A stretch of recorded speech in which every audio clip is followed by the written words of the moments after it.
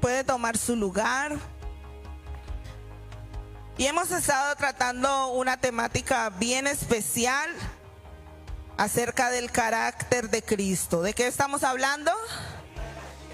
Del carácter de Cristo, y es importante que podamos recordar que la palabra carácter tiene que ver con esa marca, con ese sello, con esa impronta que se pone sobre algo. Era la marca que se le ponía al ganado para decir o para identificar que pertenecía a cierta persona. Entonces, cuando nosotros llegamos al Señor, la Biblia dice, de modo que si alguno está en Cristo, no, yo no les escuché, de modo que si alguno está en Cristo, las cosas viejas, he aquí todas son hechas nuevas. Y eso lo que demuestra de alguna manera es que toda la pasada manera de vivir, el viejo hombre, la vieja forma de pensar, tienen que quitarse de nosotros y ser improntado en nuestra vida el sello del Señor. Que nosotros cada día en nuestro diario caminar nos vayamos pareciendo más y más al Señor. Debe ser su meta, debe ser mi meta. Nuestra meta no es tener una casa, aunque qué bueno tenerla. Nuestra meta no es tener un vehículo, aunque qué bueno tenerlo. Nuestra meta es parecernos a Él. Y en medio de ese parecernos a Él, pues Él nos irá entregando todo lo que se llama añadidura. ¿Usted lo cree? ¿Usted lo cree? Entonces, estamos en esta preciosa serie del carácter de Cristo, y el miércoles pasado nuestro pastor nos estuvo hablando acerca de esa voluntad, ¿no? A veces somos voluntariosamente carnales, queremos hacer lo que a nosotros mejor nos parece. Y dice la Biblia en Proverbios que hay caminos que al hombre le parecen derecho en su propia opinión, pero su fin, ¿qué es? No les escuché. Su fin es camino de muerte. O sea, creemos que vamos por el mejor camino, creemos que vamos encaminados en todo lo bueno, en todo lo justo, y al final nos damos cuenta que era un camino de muerte. Por eso es estrictamente necesario que usted y yo estemos metidos en el fluir de Dios, en lo que Dios tiene para cada tiempo, ser entendidos en cada uno de los tiempos, de los moveres de Dios, para empezar a hacer como Él ha planeado hacer en nuestra vida. Y quiero que vea este video.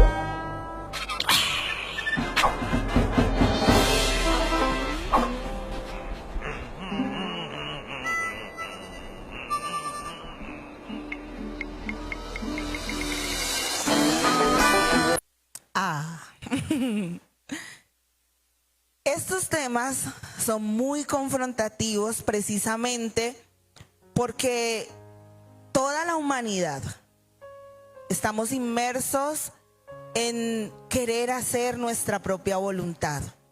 Hay cosas que a nosotros nos parece que es así, y aunque la palabra, aunque personas con sabiduría nos digan que es incorrecto, nosotros consideramos que son así. Y entonces, mire, Dios le puso la mano, Dios lo cargó, Dios lo llevó, Dios le puso estorbo. ¿Y quién tomó la decisión al final? Él. ¿Y qué obtuvo cuando hizo su voluntad? A ver, ¿qué obtuvo? ¿Usted vio el video? Una gota de agua. ¿Y qué le tenía reservado Dios? Manantial. Y eso es lo que ocurre con nosotros. Y qué bueno que nosotros podamos entender que el Señor quiere lo mejor. Amado, yo deseo que tú seas prosperado en todas las cosas.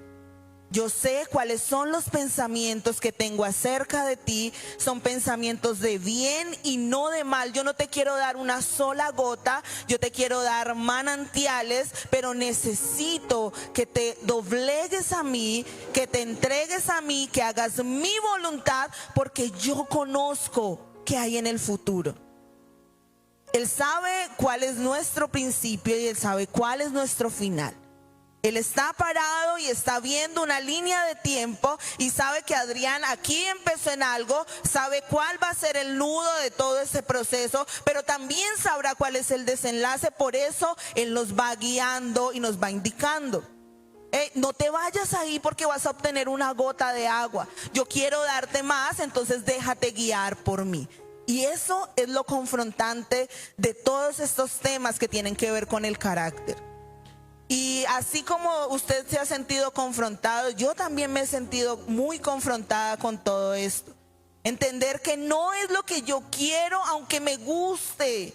No es lo que yo quiero aunque es lo que me haga sentir mejor. No es lo que yo quiero aunque a mí me parezca que es bien. Es lo que el Señor quiere.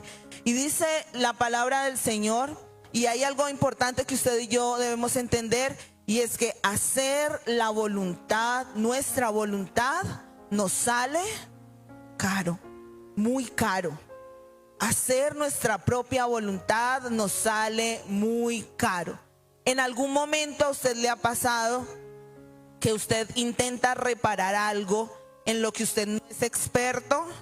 Por ejemplo, un celular, la plancha de la casa, un ventilador, un computador, y termina peor que antes. Ay, ¿este tornillo de dónde era? Todo el que no sabe reparar algo, le sobra un tornillo. Y usted dice, no, pero ya los puse todos. Sí, sobró porque algo quedó mal, algo quedó desajustado. Bueno, por ahí está Jorge, Jaime, que ellos saben de ese tipo de reparaciones. No tiene que sobrar nada, ¿cierto?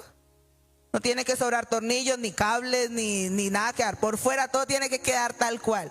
O se ponen a reparar la moto. Ay, ay, ay. Creyéndonos que sabemos. No, es que yo vi que un día hicieron que... Y terminamos averiando la moto. Hacer nuestra propia voluntad nos sale muy caros. Y dice Romanos, el capítulo 12... versículo 1 y 2, si usted lo puede buscar en su Biblia, yo se lo voy a leer en la traducción del lenguaje actual. Yo le espero. Romanos 12, 1 al 2. Dice la palabra del Señor: por eso, hermanos míos, ya que Dios es tan bueno con ustedes, les ruego que dediquen toda su vida a servirle y a hacer todo lo que le agrada. Así es como se le debe adorar.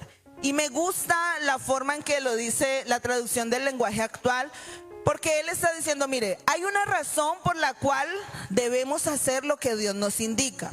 ¿Y cuál es esa razón? A ver, ya que Dios es ¿qué? Ay, no, ustedes sí están a fe, como que no estamos en altar de avivamiento desde la semana que pasó. Así como Dios es ¿qué? Tan bueno con ustedes. O sea, Hay tanta bondad en Dios, todo lo que nos muestra va encaminado a nuestro bienestar. Entonces, como Él es tan bueno, lo que nosotros debemos hacer es dedicar toda nuestra vida a servirle, y no solamente a servirle, sino a hacer todo lo que Él le agrada. Esta es una excelente manera de adorarle. Muchas veces consideramos que la adoración a Dios es el tiempo que acabamos de pasar, levantar las manos, cantar unas canciones y así como que el momento más sublime y solemne. No, hay gente que canta y aún así no está adorando. Pero mire lo que el apóstol Pablo está diciendo. Mire, cuando usted se dedica a Dios, cuando usted le sirve, cuando usted hace lo que Él ha dicho, usted le está adorando. Es una excelente forma de adorarle.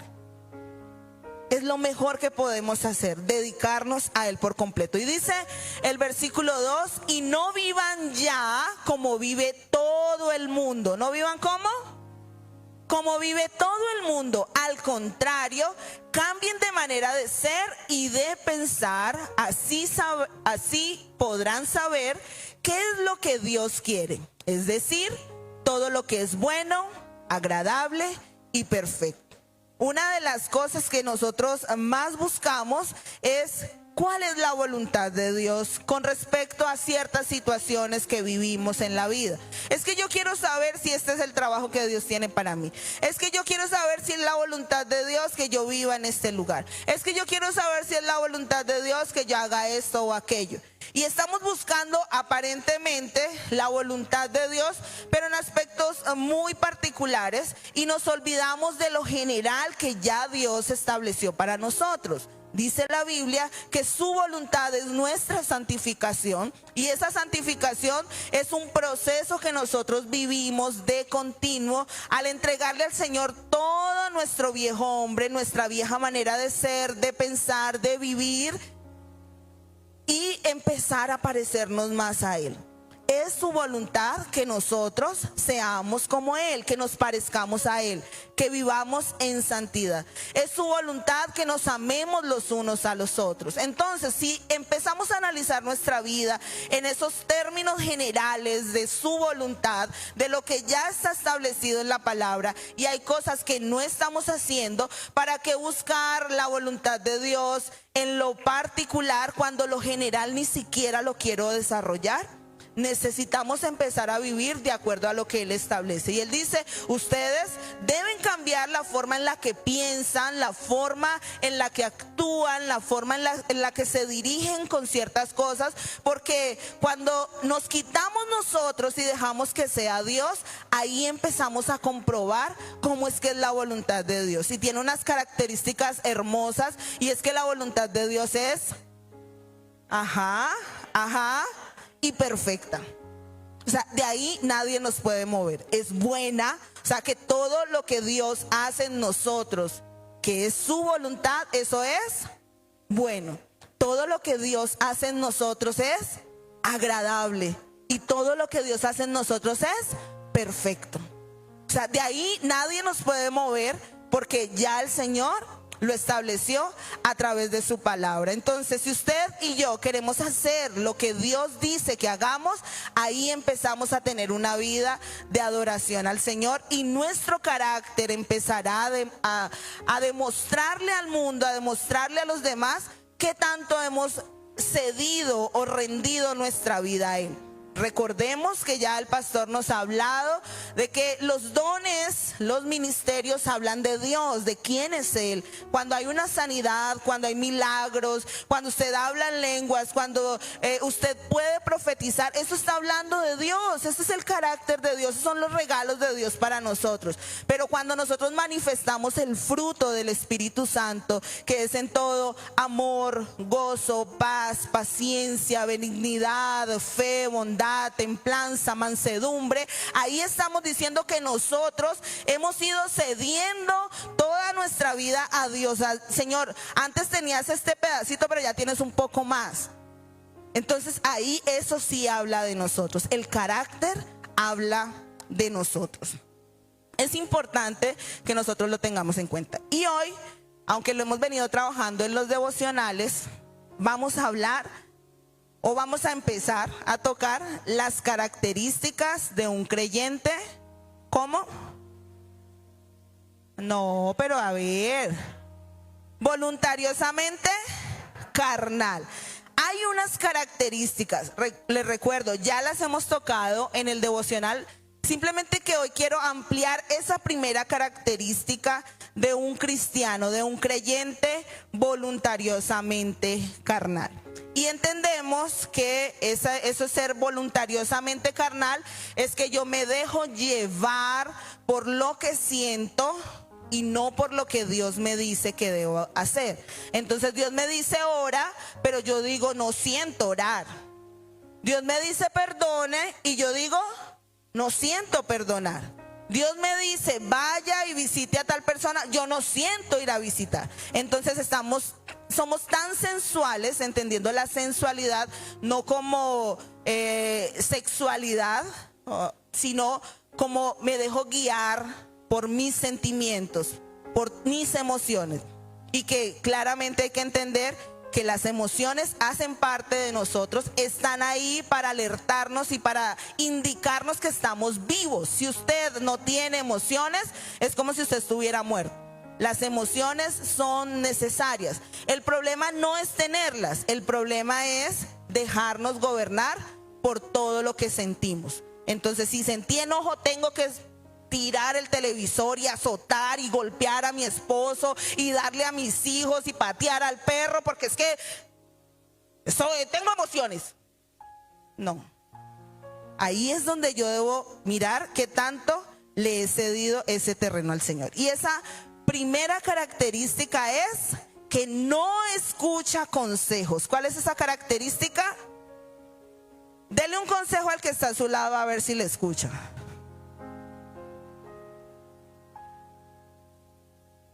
Vea, hay unos que ni hicieron caso porque no le están diciendo. ¿Ya se lo dio? Entonces usted la próxima semana va a evaluar si le hizo caso a ese consejo. Obviamente tiene que ser un consejo sabio, ¿no? ¿Usted a quién se lo dio, Joana?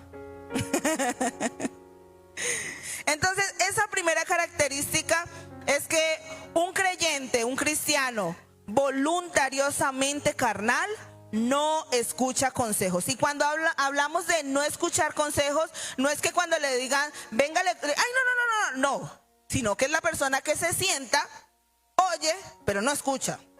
O sea, vio que articularon palabras, gracias. Ese es el voluntariosamente carnal. Entonces, la palabra dice en Proverbios capítulo 19, en los versos 20 y 21, dice, el que oye consejo y acepta que lo corrijan, acabará siendo sabio. Y luego dice el 21, el hombre propone y Dios dispone. ¿Qué dice la sociedad? El hombre propone y eso es mentira. Dígale que está a su lado, es mentira. Eso es sabiduría animal terrenal diabólica. La Biblia dice que el hombre propone y ¿quién es el que da la disposición? Dios. Entonces, mire, cuando oímos consejo, lo que estamos haciendo es añadiéndole sabiduría a nuestra vida. Y la sabiduría es, o el principio de la sabiduría es el temor al Señor, o sea, poder hacer lo que Él me está mandando hacer. Y dice que el hombre propone y Dios dispone. Hay muchas cosas que nosotros proponemos y para el 2024 es probable que usted ya tenga un montón de proyectos, de ideas que le esté presentando al Señor. Usted ya tenga sus cartas y le diga yo quiero hacer esto y para el 2024 quiero estar en esta posición y quiero tener tantos millones de dólares en el banco y quiero hacer y quiero tener una casa, finca en yo no sé dónde y quiero ampliar mi negocio y quiero tener un terreno con vacas. Y usted podría decirle una cantidad de cosas al Señor, pero como dice también la Biblia en Proverbios, el caballo se alista para la batalla, pero quien da la victoria es Jehová de los ejércitos. Entonces de lo que nos debemos asegurar es que Dios esté en el asunto. Si Él está y Él dispone, Él nos dirá qué hacer, y todo lo que Él nos diga siempre será bueno. Predique conmigo porque es que la voz se me cansa. Entonces todo, absolutamente todo lo que Él disponga para nosotros. Hay cosas que usted se encuentra haciendo hoy que es probable que 2, 3, 5, 10 años atrás usted ni se imaginara, o usted diría, no, yo eso jamás lo haría, pero hoy las está haciendo. ¿Por qué? Porque usted propuso, pero Dios fue el que dispuso. Entonces Dios le indicó cómo hacerlo, si es dentro de la voluntad de Dios. Entonces es importante que lo tengamos en cuenta. Pero quiero que usted me acompañe a leer una historia que hoy nos va a destapar la cabeza. No sé si en algún momento la haya leído, pero usted hoy se va a hacer de cuenta que nunca en su vida usted ha leído esta historia en la Biblia. Usted va a decir, ay, eso estaba en la Biblia. Así, usted se hace el sorprendido y todo.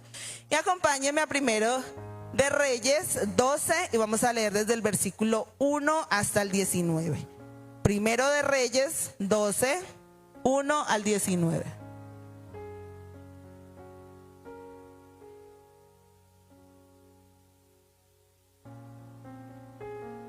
Me hace saber cuando esté ahí, por favor. Y yo se lo voy a leer de la Nueva Traducción Viviente. Dice, Roboam, ¿sí conocen a Roboam?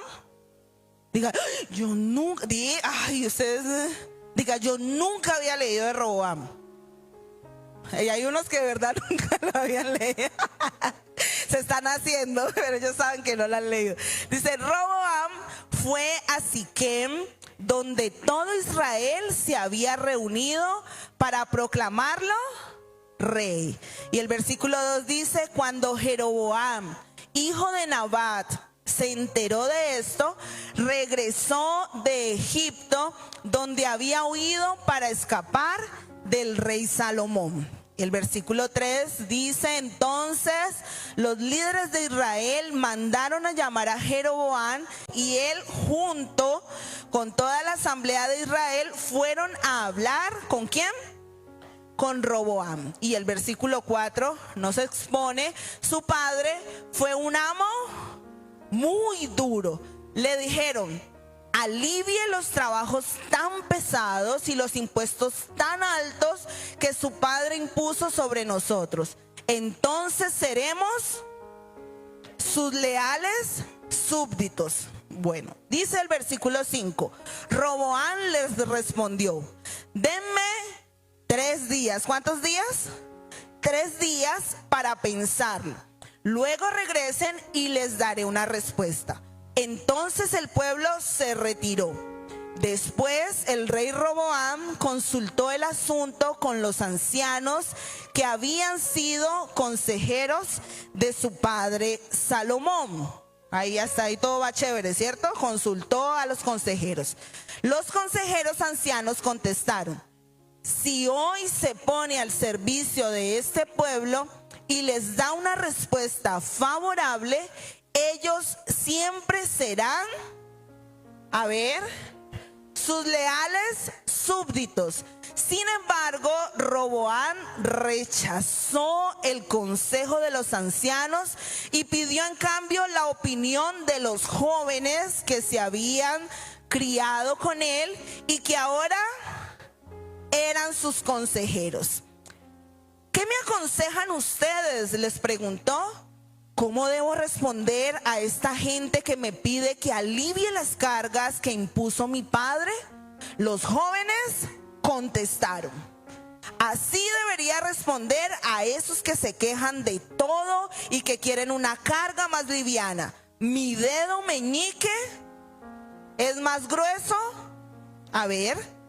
que la cintura de mi padre. ¿Qué le estaba diciendo? O sea, el dedo meñique era más grueso que la cintura de su padre. ¿Qué le estaba diciendo? Yo me voy a apretar el cinturón. Yo sí tengo pantalones. Él le estaba diciendo, ellos le estaban aconsejando. Y el versículo 11 dice, es cierto que mi padre les impuso cargas pesadas, pero yo las haré aún más pesadas. Mi padre los golpeaba con látigos, pero yo los azotaré con escorpiones. Y dice el versículo 12, 3 días después, Jeroboam y toda la gente regresaron para conocer la decisión de Roboam, tal como el rey había ordenado. Entonces Roboam habló con dureza al pueblo porque ¿qué? Rechazó el consejo de los ancianos y siguió el consejo de los más jóvenes. Así que le dijo al pueblo: mi padre les impuso cargas pesadas, pero yo las haré aún más pesadas. Mi padre los golpeaba con látigos, pero yo los azotaré con escorpiones. Por lo tanto, el rey no prestó atención al pueblo. Este giro en la historia ocurrió por voluntad del Señor, porque cumplía el mensaje que el Señor le había dado a Jeroboam, hijo de Nabat, por medio del profeta Ahías de Silo. Y dice el versículo 16, cuando todos los israelitas se dieron cuenta de que el rey no iba a hacerles caso, respondieron. A ver, todo lo vamos a leer a la voz de 3. 1, 2 y 3. Abajo la dinastía de David. No nos interesa para nada el hijo de Isaí. Regresa a tu casa, Israel. Y tú, David, cuida de tu propia casa. Entonces el pueblo de Israel regresó a casa. Y este versículo, todavía no, es el 19. El 17 dice, pero Roboam siguió gobernando a los israelitas que vivían en las ciudades de Judá. Verso 18, luego el rey Roboam envió a Adoniram, quien estaba a cargo del trabajo forzado, a restaurar el orden. Pero el pueblo de Israel, ¿qué pasó? Lo apedreó a muerte. Cuando el rey Roboam se enteró, enseguida subió a su carro de guerra y huyó a Jerusalén. Y el versículo 19, que es bien triste, dice: hasta el día de hoy las tribus del norte de Israel se han negado a ser gobernadas por un descendiente de David. Y esta historia puede ser que haga parte de nuestras realidades en algunas decisiones que nos toca tomar. Mire, inicialmente pareciera que todo iba muy bien. Llega Jeroboam y dice, se dio cuenta que habían escogido a Roboam como rey. Y dijo, si su padre nos trató con dureza, nos puso impuestos, nos puso a trabajar fuerte, no queremos imaginar que haga su hijo. Entonces él fue muy sabio y reunió a los líderes, reunió a la asamblea y les dijo, bueno, vamos a hablar con el rey y hagámosle una propuesta para que él nos baje esa carga tan fuerte y entonces podamos estar livianos y no tengamos tantos impuestos. Y entonces hablaron con él y él les dice, ok, los escuchó, dijo, regálenme, ¿cuántos días? 3 días, denme 3 días, yo lo pienso, yo lo medito, yo oro al Señor. Bueno, yo no sé qué tantas cosas iba a hacer Roboam, pero él necesitaba 3 días para dar una respuesta. Entonces, hay un panorama, unos aspectos importantes que debemos tener en cuenta en este pasaje. Y el primero es que la asamblea le hace una propuesta. Esta propuesta, que ya la leímos, era que bajara esa carga, que bajara los impuestos. Ellos hicieron una propuesta, le dijeron, hey Roboam, mira, hemos vivido esta situación durante mucho tiempo, necesitamos que nos escuche. Y cuando ellos le dicen eso, le dicen, mire, es que nosotros, si usted lo hace, vamos a hacer, ya se lo olvidó. ¿Qué iban a hacer ellos si él bajaba esos impuestos y las cargas? Sus fieles súbditos. O sea, le vamos a servir como es debido. Nos va a tener, es mejor dicho, usted dice A y nosotros vamos a estar ahí. O sea, ellos le estaban no solamente haciendo una propuesta, sino que le estaban prometiendo lealtad y fidelidad durante su reinado.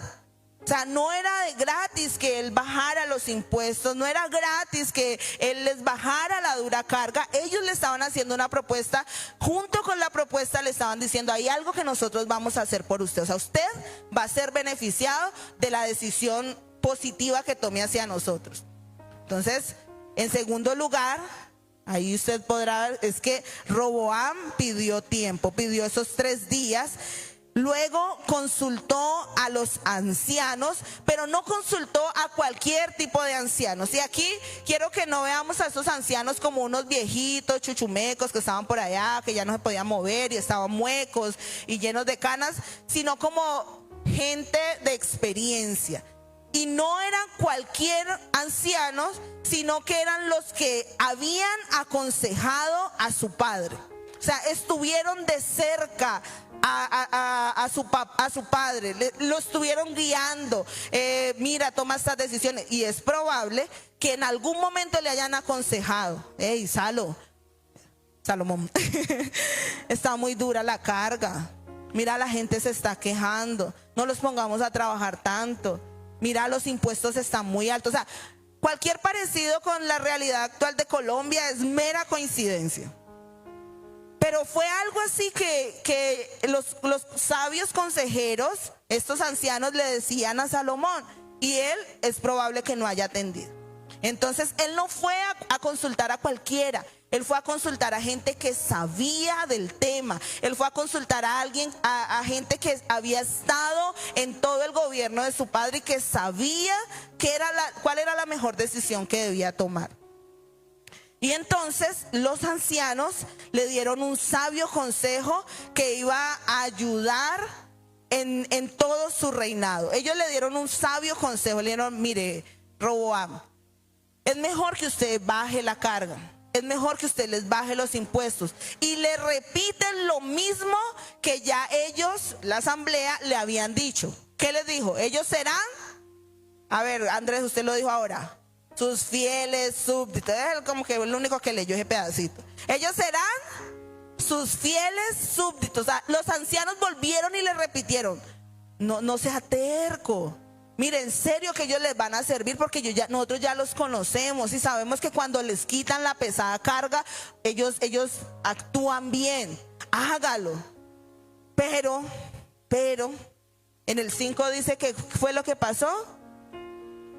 Roboam rechazó el consejo de los ancianos, rechazó el consejo de los expertos, rechazó el consejo de aquellos que lo podían direccionar. Él estaba tomando un gobierno al cual no estaba acostumbrado, que no sabía cómo se hacía, pero había gente que ya tenía un recorrido y le estaban diciendo, hey, tienes que escuchar este consejo, pero él lo rechazó.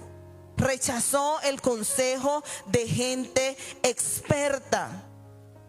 Pero lo peor no fue eso, que haya rechazado el consejo de gente experta, sino que recibió o pidió consejo a la gente inadecuada, a gente inexperta. Entonces, hablamos de los ancianos como esa gente de sabiduría, como esa gente que le podía proveer un consejo sabio, y de los jóvenes, no porque los jóvenes no sean sabios, en este no es el contexto, hablar de que en los jóvenes no hay sabiduría, porque la Biblia dice que nadie tenga en poco tu juventud. O sea, si somos, me incluyo, jóvenes de Dios, y alguien que diga lo contrario, si somos jóvenes que tomamos sabias decisiones, pues obviamente vamos a ser jóvenes sabios, ¿sí? Valga la redundancia. Entonces no es que a todos los jóvenes son malos y no le escucho un consejo a un joven. No, yo he recibido consejos de mi hija que tiene 14 años. ¿Sí? O sea, eso no tiene nada que ver. Solamente que en este contexto, aquí los jóvenes serían gente inexperta. ¿Gente qué? Inexperta. Y Roboam fue y pidió consejo a gente inexperta. Ya había recibido el consejo de los ancianos. Lo más fácil es que él hubiese ido y meditado, uy, no, si lo que ellos dicen es cierto, e ir y hacerlo. Pero él dice, yo tengo que escuchar a mis panas, a mis cuates, a mis amigos, a mis parceros. Tengo que irlos a escuchar a estos que tienen mi misma edad, me crié con ellos. Y lo peor del asunto no es que él le pidió consejos a los inexpertos, sino que tenía entre sus consejeros a gente inmadura. O sea, los llaverías de los que les daban el consejo, porque ellos eran los consejeros de su gobierno. Él no metió a gente que tuvieran recorrido, sino a los que se habían criado con él. Y los metió ahí para que le dieran consejo. Y le dice, bueno, los quiero escuchar, denme el consejo. ¿Qué hago? Esta gente me está pidiendo que baje los impuestos, esta gente me está diciendo que baje el duro trabajo. ¿Qué hago? No, esos son unos débiles. ¿Cómo se les ocurre? Ellos están pidiendo eso porque no quieren trabajar, no quieren hacer las cosas bien. Usted les va a decir mi dedo meñique y todo eso que usted ya leyó. Y él recibe ese consejo de gente inexperta que los tenía ahí. Mire, usted puede tener a mucha gente a su alrededor, gente a la que usted conoce, con la que usted se ríe, pero cuando usted necesite un consejo, debe sacar a los inexpertos. Aquí sí toca hacer un filtro, sacar al inexperto, sacar al que no actúa con sabiduría y meter dentro de sus consejeros gente que usted ve que viven en sabiduría y que su vida es un ejemplo de ello. No son perfectos, pero sí tienen sabiduría. Necesitamos meter en nuestro llavero gente así, porque si no vamos a ir de fracaso en fracaso. ¿Cómo le pides consejo a alguien que ha quebrado 3 empresas por mal administrador? No, pues que haya tenido 3, eso quiere decir que tiene harta experiencia. Sí, pues experiencia para quebrarlas. Pero ¿por qué no le pedimos consejo a gente que empezó de abajo y que sabe cómo es lucharla y que ha tenido fracasos, pero que sigue avanzando y le da y ha aprendido y cada vez aplica mejores cosas a su trabajo, a su empresa? A ellos es que tenemos que ir. Necesitamos añadir a nuestra vida gente sabia, pero es que el voluntariosamente carnal, como lo fue Roboam, no escucha consejos sabios. Si él hubiese acertado en eso y le hubiera dicho, sí, estos tienen la razón, él ni siquiera hubiera ido a consultar a eso. Es más, ni los tendría dentro de su gobierno. Pero él ya iba con una idea. No, yo quiero escuchar una segunda opinión. A ver quién dice eso que yo pensé allá y que se conecta conmigo. Porque hay gente que va donde ti o que viene donde nosotros ya con una respuesta, ya con una idea clara de lo que quiere hacer, pero lo único que está buscando es que tú le apoyes la decisión que ya tomó. Entonces viene así, venga, Cheris. La llamé a usted que porque era rápido. Hagamos de cuenta que Cheris es Pepito y yo soy Damaris. Pastor, vengo a presentarle a mi novio. ¿Qué opina? Nada. ¿Qué puede usted opinar? Si usted lo viene a presentar, mucho gusto, Pepito. Ya, no es más. Si usted, ya gracias, Cheris. Si usted antes va y le dice, pastor, o líder, o hermano que tiene sabiduría, lo que pasa es que me estoy enamorando, hay alguien que me gusta, y usted empieza a exponerle todo, a mostrarle el panorama, y entonces ya la otra persona puede aconsejarlo con respecto a eso. Lleva las cosas con calma, ora primero.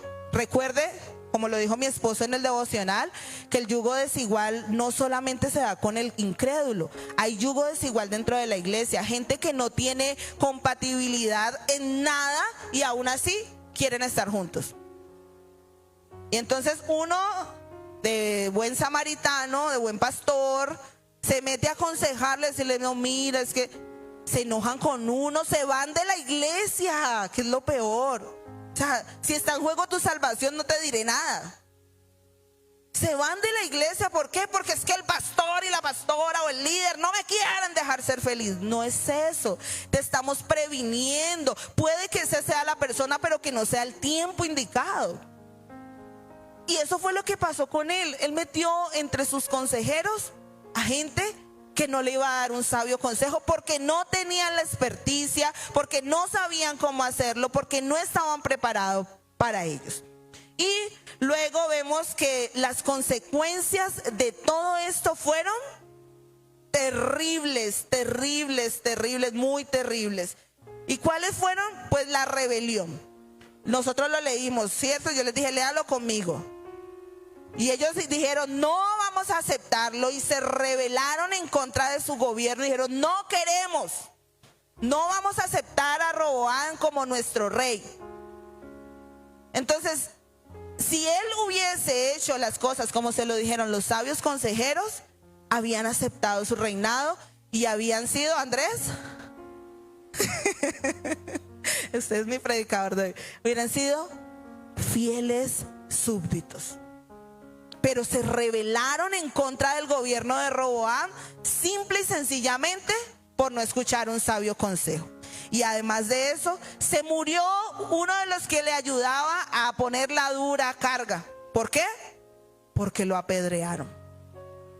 Pero, sí, vamos a montarle terror a Roboam. Nos mandó gente que nos oprima, pues lo vamos a matar. Y lo cogieron a piedras a ese pobre hombre que estaba cumpliendo las órdenes del rey. Él simplemente estaba cumpliendo una orden. Pero mire, hasta muertes pueden haber por no hacer lo que se tiene que hacer. Y también empezó a ver, que fue el versículo que les dije que era el más triste, que es el versículo 19, una resistencia perpetua al gobierno de los descendientes de David. Entonces mire todo lo que puede pasar cuando nosotros no escuchamos los sabios consejos. La palabra es nuestro sabio consejo, es el manual de instrucciones, es el que debemos seguir. Pero hay cosas que están en la palabra y nosotros no las entendemos o no sabemos cómo aplicarlas. Vayamos donde gente que tiene un sabio consejo. Oremos, digámosle, Señor, muéstrame a quién, porque no lo entendí, no sé qué es lo que quieres conmigo. Muéstrame a quién ir, quién tiene un sabio consejo para mí.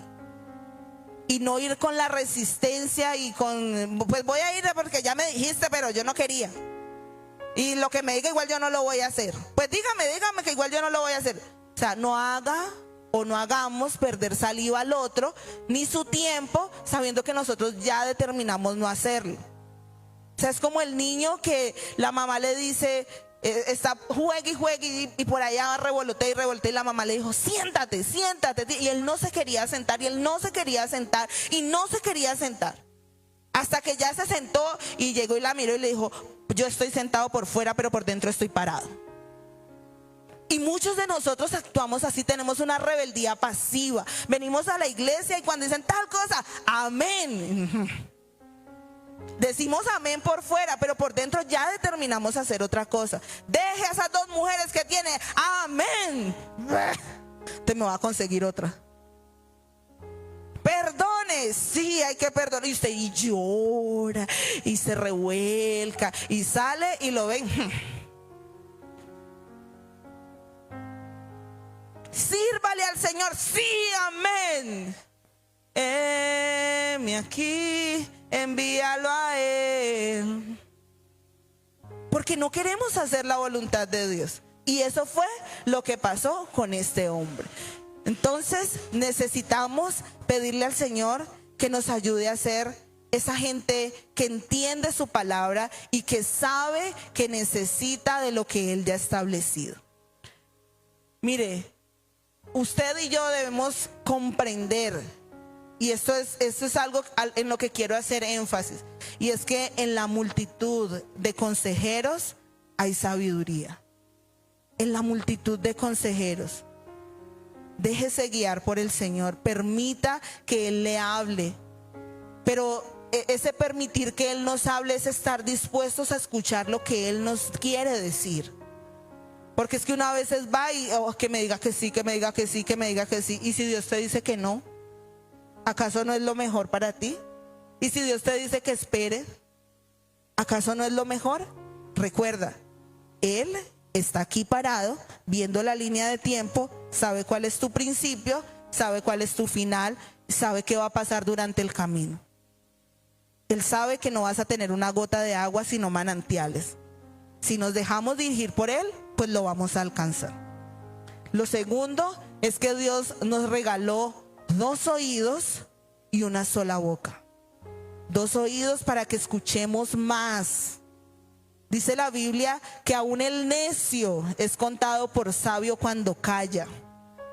Qué bueno que usted y yo podamos callar y escuchar y no ser de esos que se apresuran en palabra y que todas se las saben y que todo lo quieren contar y que todo lo quieren. No, sino aquellos que pueden escuchar el sabio consejo y decir: Señor, yo quiero hacer como tú dices. Esta es la mejor forma de brindarte adoración. Y en tercer lugar, recordemos que las decisiones que nosotros tomemos hoy tienen la capacidad de trascender a nuestras generaciones. Roboam pensó que era solamente una decisión de ese momento, pero miren todo lo que trascendió, y hasta el día de hoy la gente hace resistencia al gobierno de los descendientes de David por una mala decisión, por no escuchar consejos. No seamos voluntariosamente carnales, seamos gente que atiende al consejo, gente que recibe la palabra del Señor, gente que sabe y entiende que ha sido llamada con un propósito y que lo mejor de Dios siempre estará por venir para aquellos que deciden seguir la ruta que Él trazó. Amén. Así que le invito a que se ponga sobre sus pies. Y si usted hoy se va de aquí diciendo: tengo que buscar sabios consejos, yo me doy por bien servida. Pero si usted sale de aquí diciendo: esa señora ahí 1 hora, uno ahí sentado, hable lo que hable y yo voy a hacer lo que a mí me venga mejor, por no decir lo otro. ¿Sí? Entonces qué bueno que hoy podamos decirle: Señor, yo entrego en tus manos todo lo que soy. Yo entrego en tus manos mi vida, mis tiempos, aquello que yo sueño y anhelo, porque sé que tú puedes hacerlo lo mejor para mí. Amén. Cierra ahí sus ojitos. Señor, gracias por tu fidelidad incomparable. Gracias. Hoy ponemos delante de ti toda nuestra vida y no queremos ser hombres y mujeres voluntariosamente carnales, sino aquellos que escuchan el sabio consejo para hacer conforme tu voluntad. Aquí estamos, Dios, y te pedimos: ayúdanos a parecernos más a ti. Vamos, dígale: Señor, permíteme parecerme más y más a ti.